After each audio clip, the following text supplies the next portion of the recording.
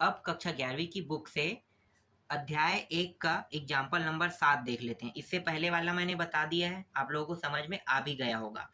ठीक है, आगे बढ़ते हैं। बहुत आसान आसान प्रश्न है, यहाँ पे जितने भी प्रश्न है बहुत ईजी रहेगा। कैसे बनाना है मैं पूरा आपको डिटेल से बताऊंगा। तो शुरू करें। तो यहाँ पे एग्जाम्पल नंबर 7 देख लेते हैं। ठीक है, उदाहरण 7। यहाँ पे क्या लिखा है, समीकरण x square plus x minus 2 बराबर 0 का हल समुच्चय रोस्टर के रूप में लिखिए। रोस्टर के रूप में लिखना है तो कैसे हल होगा भाई, चलो मैं आपको बताता हूँ हल करके। देखो, जो दिया हुआ है पहले लिख लेते हैं। ठीक है, क्या दिया हुआ है, तो देखो यहाँ पे दिया हुआ है प्रश्न में x का वर्ग दिया हुआ है, फिर प्लस दिया हुआ है, फिर x माइनस 2 दिया है बराबर 0। इसको अगर ध्यान से देखो तो ये एक प्रकार से क्या है, समीकरण है। अब समीकरण दिया है तो समीकरण का तो हल करना पड़ता है ना, तो हल करेंगे। और हल कैसे होगा, आपको पता चल गया होगा कैसे होगा। अगर वर्ग दिया है, एक्स दिया, मतलब इसका गुणनखंड करेंगे। तो गुणनखंड कर देते हैं। तो गुणनखंड करेंगे तो ये मध्य वाले हिस्से को 2 भागों में तोड़ना है। तोड़ने पर क्या आना चाहिए, तोड़ने पर जब गुणा करे तो 2 आना चाहिए। ठीक है, और जोड़े और घटाने पर कितना प्राप्त होना चाहिए, 1 प्राप्त होना चाहिए। तो यहाँ पे ऐसा किस मतलब इसे 2 हिस्सों में कैसे तोड़ें, तो देखो एक हिस्सा हम ले सकते हैं यहाँ पे 2x और एक हिस्सा हम ले सकते हैं x। बीच का हिस्सा बन गया, घटाएंगे तो वापस कितना आएगा, 2 में 1 घटा दो तो 1 आएगा ना, तो ये सही आ रहा है। इसके बाद यहाँ पे माइनस एक्स प्लस एक्स का वर्ग बराबर 0। ठीक है, 11वीं में आ गए हो तो इतना डिटेल बताने की आवश्यकता तो नहीं है, क्योंकि आप लोगों को पता चल गया होगा कि गुणनखंड कैसे किया जाता है। गुणनखंड सबसे आसान है। 11वीं में आया हो और मैथ्स का स्टूडेंट हो तो डेफिनेटली ज़्यादा समझाने की आवश्यकता नहीं है। हल्का भी बताऊंगा तो आपको समझ में आ जाएगा। ठीक है, चलो आगे देखते हैं। अब जोड़ा बना लेते हैं। तो इन दोनों को जोड़ा बनाओ, इन दोनों का जोड़ा बना लेते हैं। तो यहाँ पे दोनों में देखो क्या है, एक्स एक्स है दोनों में, तो एक्स उभयनिष्ठ निकालते हैं। यहाँ पे एक्स प्लस 2 रहेगा। फिर यहाँ पे देखो, यहाँ पे क्या है, आगे में माइनस है, माइनस को बाहर निकाल दो और कुछ नहीं निकल रहा है, मतलब 1 निकल रहा है। फिर क्या है, यहाँ पे x है, दोनों में दोनों माइनस में था तो माइनस को तो हमने बाहर निकाल लिया है, तो क्या होगा, दोनों प्लस में हो जाएगा। तो इस तरह से प्लस में ये 0 आ गया। फिर से देखो, ये दोनों सेम है, x प्लस 2 और x प्लस 2, तो x प्लस 2 को एक कोष्टक में लिखो, एक बार लिखो, और जो बचा उसको दूसरा कोष्टक में लिख लेते हैं। तो x माइनस 1 बराबर 0। एक बार इसको और 0 को लेकर हल करेंगे, दूसरी बार इसको और इसको लेकर हल करेंगे। तो बारी बारी से हल कर लेते हैं। तो यहाँ पे x प्लस 2 बराबर 0 लेंगे तो x बराबर क्या हो जाएगा, इस साइड आके माइनस 2 हो जाएगा। इसी तरह से x माइनस 1 बराबर 0 लेंगे तो x बराबर ये हो जाएगा 1। तो रोस्टर रूप में अब लिखना है, तो रोस्टर रूप में लिखो भाई। तो क्या होगा रोस्टर रूप में, आप इसे इस तरह से बता सकते हो, नाम दे सकते हो, या तो रोस्टर दे दो। ठीक है, रोस्टर, या आप इसे ए भी मान सकते हो रोस्टर को। तो ए बराबर, और इसे किस में लिखना है, इस तरह से लिखना है, देखो -2 से +1, यही क्या है इसका आंसर है। समझ में आ गया, रोस्टर रूप में निकालने के लिए कहा गया या बनाने के लिए कहेगा तो इस तरह से आपको बनाना है। बहुत आसान प्रश्न है, चलो आगे देखते हैं। इसके बाद देखो मैं आपको नेक्स्ट प्रश्न दिखाता हूँ पीडीएफ में। एक सेकेंड ना, कहाँ पे है, यहाँ पे देखो 8वां प्रश्न। 8वां प्रश्न को ध्यान से देखना, यहाँ पे जितने भी प्रश्न है काफी इजी प्रश्न है। ठीक है, यहाँ पे क्या दिया हुआ 8वां प्रश्न में, 8वां प्रश्न में दिया है निम्नलिखित समुच्चयों के सभी अवयव सदस्यों का सूचीबद्ध कीजिए। सूचीबद्ध करना है। ठीक है, पहला प्रश्न देखो क्या लिखा है भाई, पहला प्रश्न में यहाँ पे है a बराबर x अनुपात x एक विषम प्राकृतिक संख्या है। विषम प्राकृतिक संख्या की बात कर रहा है, तो क्या होगा इसका आंसर, विषम प्राकृतिक संख्या।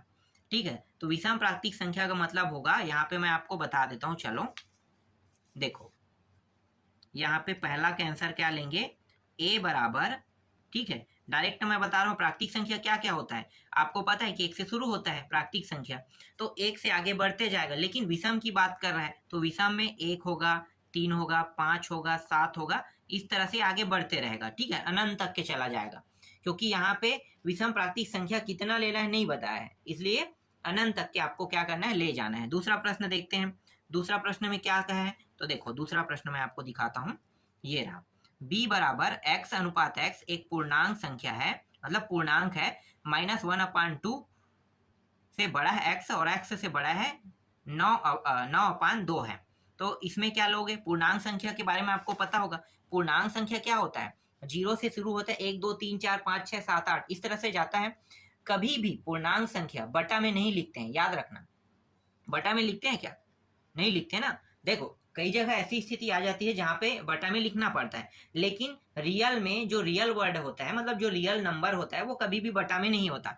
तो समझो कि ये बटा में नहीं होगा, ठीक है। और प्रश्न में क्या दिया, पहले मैं आपको यहाँ पे साइड में समझा देता हूँ। देखो -1/2 दिया है, फिर x है, फिर 9/2 दिया है। इसको भाग दोगे तो कितना होगा? इसको भाग देंगे तो 0.5 आएगा माइनस में, ठीक है। और फिर इसको भाग दोगे तो कितना आएगा? इसको भाग देते हैं तो यहाँ पे देखो, एक सेकंड, इसको भाग दो तो यहाँ पे आएगा 4.5 आएगा। तो इसके बीच में कितने संख्या आ रहे हैं बताओ? इसके बीच में आ रहा है जीरो से लेके, जीरो पूर्णांक है तो जीरो से लेके 1 2 3 4 4 तक के जा रहा है। इसके बाद आगे का जो संख्या है वो पांचवा हो जाएगा, तो 5 को नहीं लेना है, तो क्या होगा? रोस्टर रूप में इसी को लिखना है आपको, ठीक है। तो लिखो यहाँ पे b बराबर 0 1 2 3 4, यही क्या है? इसका आंसर है। बी का भी आंसर निकल गया। चलो तीसरा प्रश्न देखते हैं। तीसरा प्रश्न को कैसे बनाओगे, चलो मैं आपको दिखाते जाऊंगा और बताते जाऊंगा। तीसरा देखो, c बराबर x अनुपात x दिया हुआ है और एक पूर्णांक है, ठीक है। जहां पे क्या कहा है? x का वर्ग बड़ा और बराबर 4। देखो x का वर्ग क्या है? बड़ा रहेगा, बराबर रहेगा और 4 रहेगा, मतलब x के वर्ग से बड़ा क्या है? 4 है, ठीक है, और बराबर भी रहेगा। इसका मतलब ये कह रहा है कि x का मान जो भी रखेंगे, ठीक है, समझो इसको, x का मान जो भी रखेंगे वो क्या होगा? 4 से अधिक नहीं होगा, ठीक है। या तो 4 हो सकता है या 4 से अधिक नहीं हो सकता, 4 से नीचे तो हो सकता है। तो देखो दो कंडीशन यहाँ पे लागू होता है। यहाँ पे मैं आपको पहले बता देता हूँ। अगर x का मान 1 रखोगे तो 1 का वर्ग करो, कितना आएगा? 1 आएगा, ठीक है। क्या 4 से क्या 4 से ये ज्यादा है?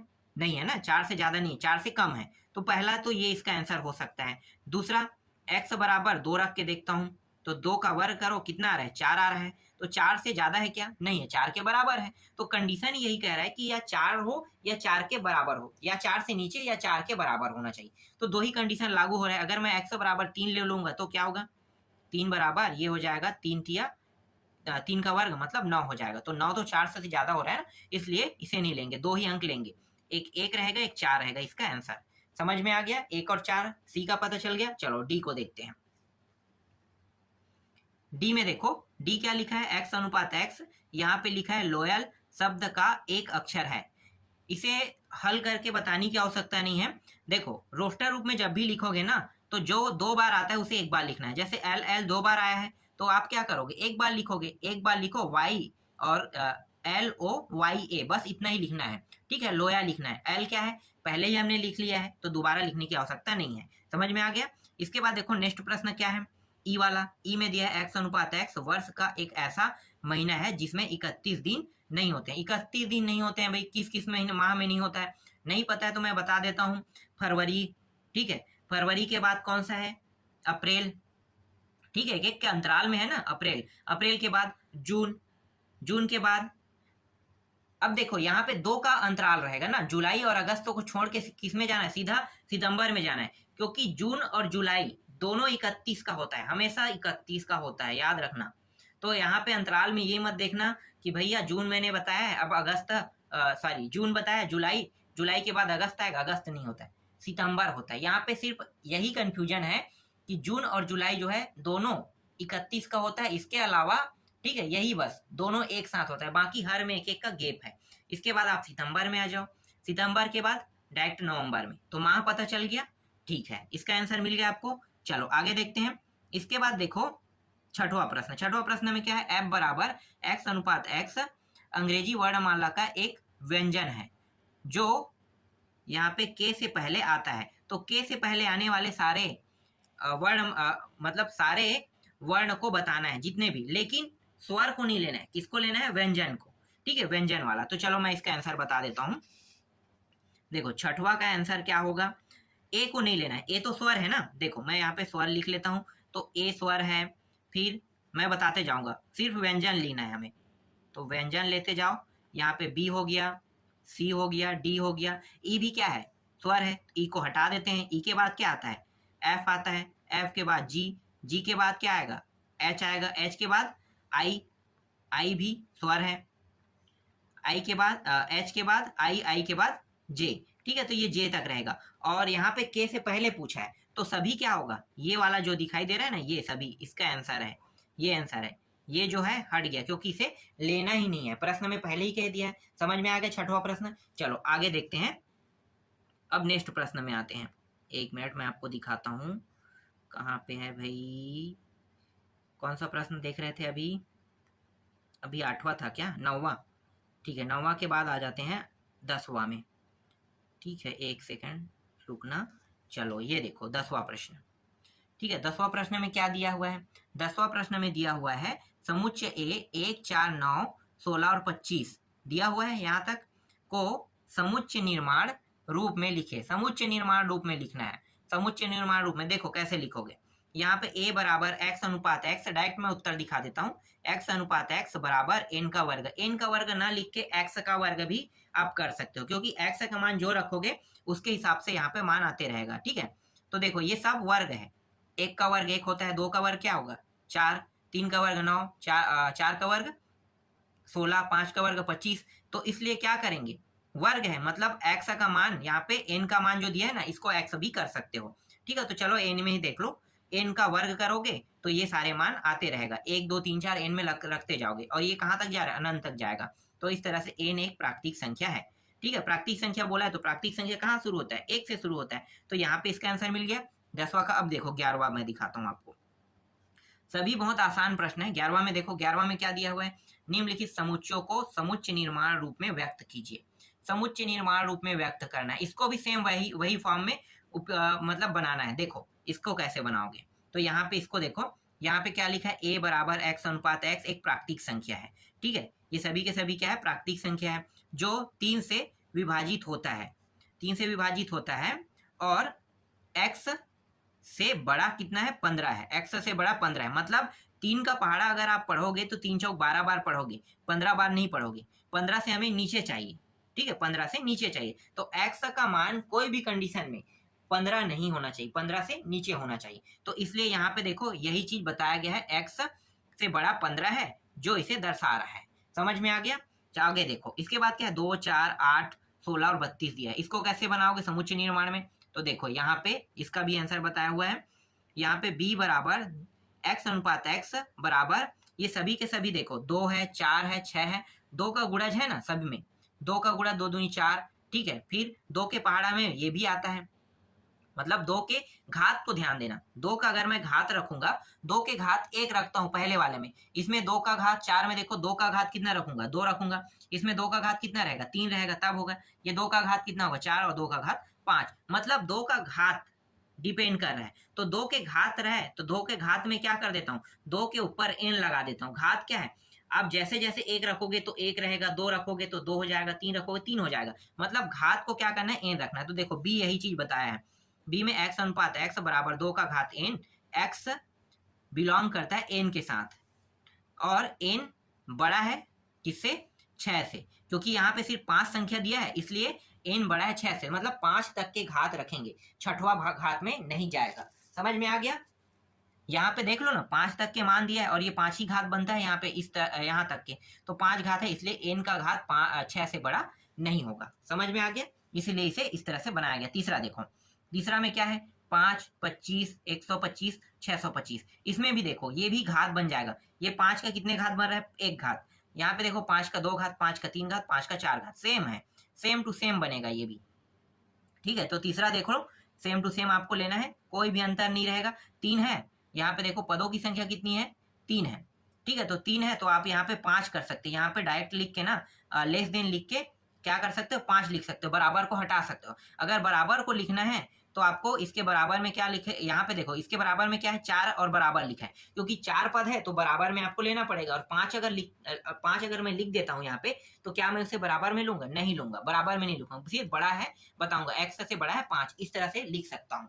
समझ में आ गया। ये भी मैंने 2 कंडीशन बता दिया, दोनों का आप उपयोग कर सकते हो। पहला यहाँ पे उत्तर में दिया है, और दूसरा कंडीशन क्या है कि यहाँ पे आप 4 के जगह में 5 लिख सकते हो, 5 लिखोगे तो बराबर को हटाना पड़ेगा।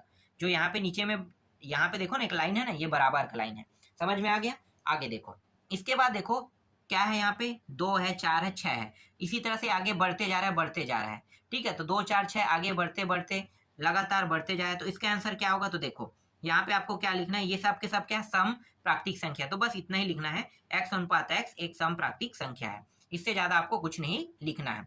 इसके बाद देखो पांचवा प्रश्न में क्या है, e बराबर x अनुपात x, एक सेकंड क्या है पांचवा प्रश्न यहाँ पे ना 1 4 9 और यहाँ पे दिया है 100 तक के दिया है, तो इसका आंसर क्या लिखोगे, यहाँ पे देखो x अनुपात x एक का वर्ग, ये सभी के सभी क्या है वर्ग है ना, तो एक का मतलब x का वर्ग, ये देखो ये जो मान है ना पहले वाला प्रश्न में क्या था n दिया था ना, n का वर्ग सेम, तो n का वर्ग की जगह मैंने क्या बताया था कि आप x भी लिख सकते हो, तो ये यहाँ पे देखो इस बार x लिखा है, x का वर्ग, x बिलोंग करता है n के साथ और n के घात कहाँ तक जाएगा 10 तक जाएगा, तो 10 अगर यहाँ पे आप लिखोगे तो यहाँ पे क्या करोगे बराबर लिखोगे और 10 लिखोगे, ठीक है पहला कंडीशन। दूसरा क्या लिख सकते हो, n बड़ा है 11, इस तरह से भी लिख सकते हो कि मतलब घात जो है 11 तक के कभी नहीं जाएगा, 10 तक के कंप्लीट हो जाएगा, क्योंकि 10 का घात अगर ध्यान दो तो 10 का वर्ग कितना होता है 10 गुणी 10 होता है ना, तो 10 का घात 10 का घात 10 अधिक से इससे अधिक नहीं होगा, तो इसलिए यहाँ पे n का घात 11 लिया गया है, और अगर आपको n का घात 10 ही लिखना है तो यहाँ पे बड़ा है बराबर है 10, इस तरह से आपको लिखना पड़ेगा।